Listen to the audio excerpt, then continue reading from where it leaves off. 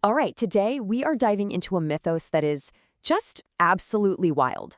It's the lore of the Sapphire Demiurge. This is a Gnostic story that takes our entire concept of creation and just flips it completely on its head. So let's start with this quote, because it perfectly sets the scene. I want you to imagine for a second a universe that wasn't built on divine order or even pure chaos, but on a magnificent absurdity. That's the world we're about to step into.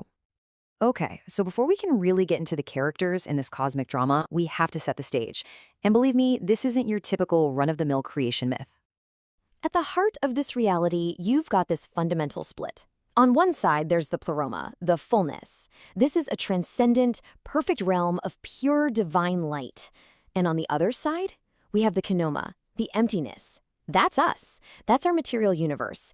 But it's not just some bland void, oh no. It's described as an exquisitely crafted prison, a literal architectural masterpiece of absurdity. Every great story needs someone to come in and shake things up, right? A catalyst. Well, in this myth, that someone is a figure of pure transformative chaos, the jester. So what's the jester's main move? It's something called negation.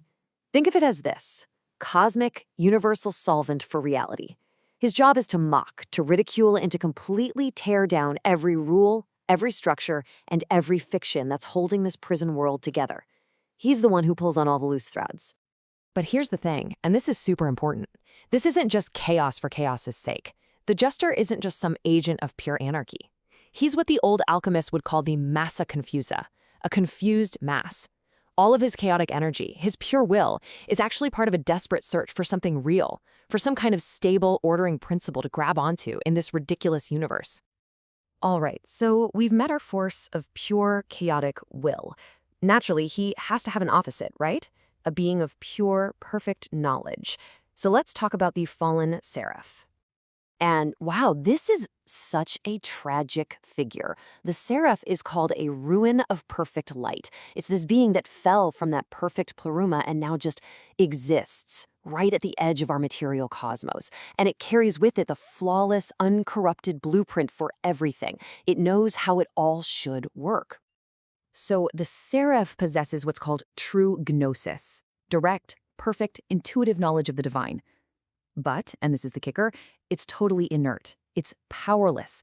Imagine having the most sophisticated, perfect software code in the world, but no computer to run it on, no electricity. It's just pure information without the will to actually do anything. And this is the central conflict that's about to unfold. So, you have this unstoppable force of pure will on a collision course with this immovable object of pure knowledge. What do you think happens next?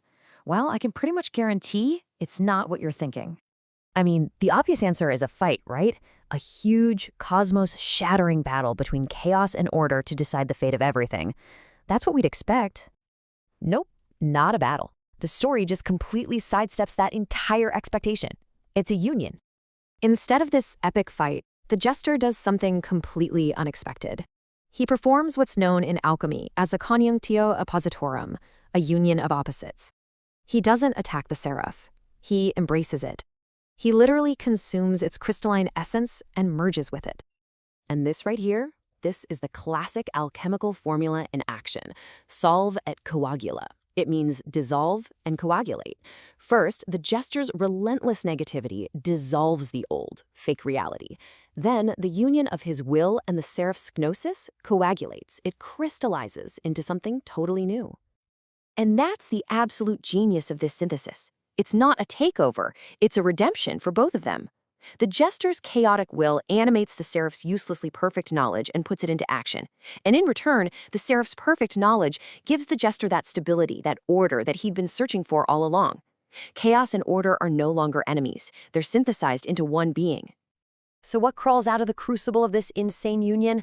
A new god, a whole new cosmic law. And trust me, it gets even weirder from here. The being that emerges is the Sapphire Demiurge. I mean, really got to pay attention to that name. See, in biblical visions, the prophet Ezekiel sees God's throne, and it's described as being like sapphire. It's a symbol of the highest divine clarity. Now, in Gnostic myths, the Demiurge is usually this flawed, ignorant creator, a blind god. But this new Demiurge isn't blind. He's a redeemed judge, a master who now rules with the full, undeniable authority of that perfect gnosis. So what's the first decree from this new God King? Well, it's not "thou shalt not kill." It's irony. The new law of the universe is irony. The Sapphire Demiurge looks at all the world's flaws and contradictions, and instead of fixing them, he elevates the contradiction itself into a sacred, unbreakable law. He basically looks at the whole of creation and delivers his final judgment. The system is broken from the ground up. It's flawed from its very foundation. And that's the point now.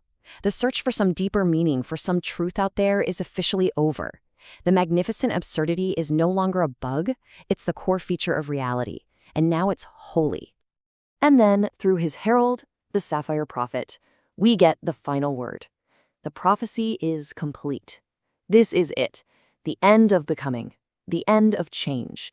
The cosmos is now locked, permanently, in a crystalline state of perfect, self-aware irony. And that's the thought I want to leave you with.